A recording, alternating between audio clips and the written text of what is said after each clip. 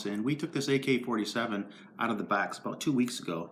And what I wanted to do was take you through it, show you how clean this rifle actually is. We haven't cleaned it, we haven't taken it apart, other than to look into it. But we want to kind of go into it and show you what the top end looks like. So this is the rifle. Someone, one of the kids in the household, decided that it'd be a good idea to change stock out, so now it has the thumb hole stock on it.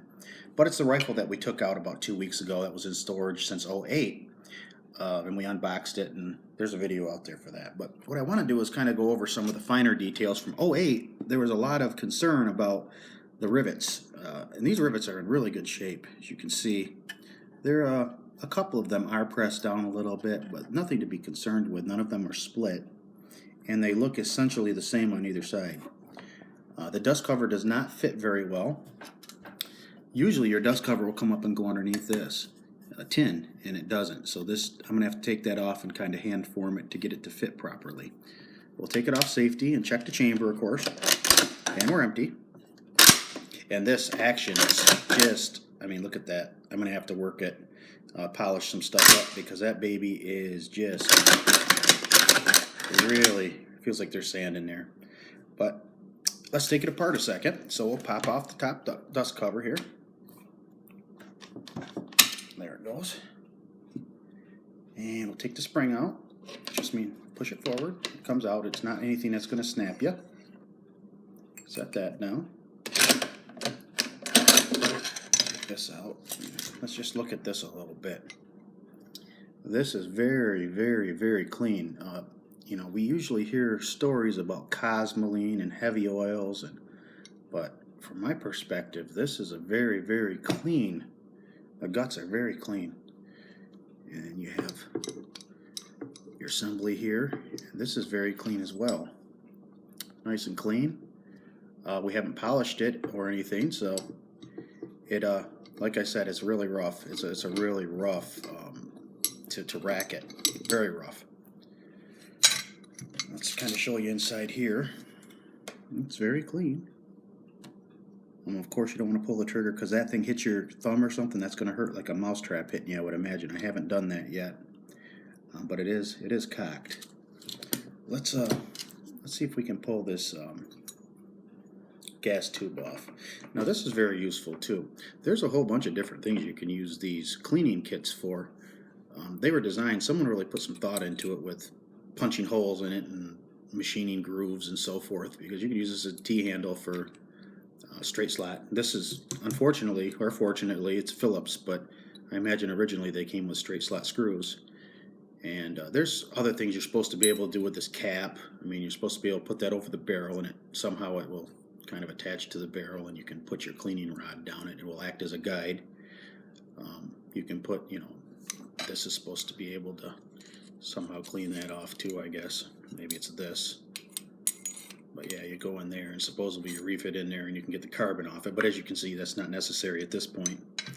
But these cleaning kits, I mean, it comes with a little brush. You know, you can got an eyelet to put a piece of towel through there, and you can run it down your barrel, a chrome lined barrel. So these last for a long time. That's one of the reasons that I was interested in this particular rifle, is because it is a chrome lined barrel, and it does. They last a long time. Supposedly give up a little bit of accuracy, but I haven't seen that yet. So with this, I'm going to pop off the gas tube, and I'm just taking that little machined out area or stamped out area and putting it over the little dicky there and pull it up. And sometimes these gas tubes come off, and, that one comes off extremely easy. And we'll kind of take a look at that.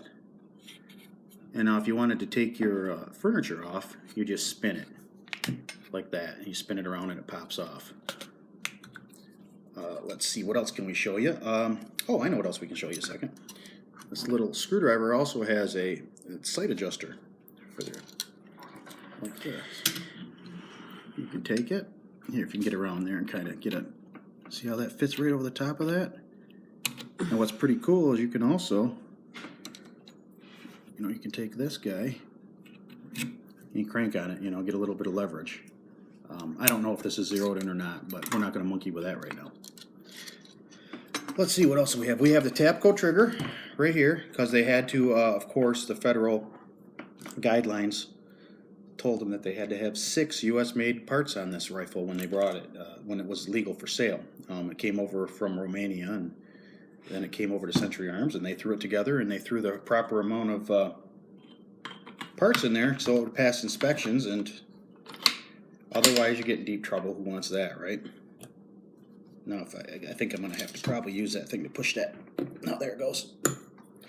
All right, that's back in. Put this guy back in. And generally what I do is I try to hold. Let me see if I can show you. This will follow. That follows in there. I've got that groove that's machined in there. So what I do is I just hold on to it with my thumb while I'm putting it in. Otherwise you can get it caught in there and it can turn into a simple little job, can turn into a 15-minute job trying to get it out, because it will get caught in there. I've gotten it caught in there before. Put your spring back in. Like so. And the dust cover goes back on. We're not, like I said, we're not going to get into the trigger or any of that. And this cover seems to be a little bit tight, so sometimes you got to work at them. There it is. And what I wanted to show you was this well, this mag well. Look at this thing. This is what they were talking about when they were. I don't know if they were manually putting this on some sort of Bridgeport mill and just hogging it out by eye, but you can see that that is not a very good symmetrical hole. I mean, they really just hogged it out, quite literally. And we can show you what they're talking about when they talk about excessive mag wobble. It's got a little bit of mag wobble, and this is with the magazine that it came with. I'm not sure if I put a polymer in there if it would be less or more, but it works really well. I mean, you can get it in there and out of there. And I'm kind of anxious to shoot it. We have not shot this one yet. This one's a little tighter. There it goes. And see, that one's a little tighter. So you're going to get a little bit of variance. I imagine these might have been made in different countries. Who knows? Okay, I also wanted to show you one more thing. I've got a different AK, but I wanted to show you the difference between some of the fit and finishes on these. Now you can see when I pull the safety up how it fits. That's just beautiful. I mean, that means when it's on safe, your garbage and stuff isn't going to get in there. Now check this one out. Fit and finish is obviously not quite as good. It's not as well fit, so like I said, I'm going to have to pop that off and hand form it a little bit. Okay, that is the rifle. If you have any questions, please feel free to ask, and subscribe if you like our channel. Thank you.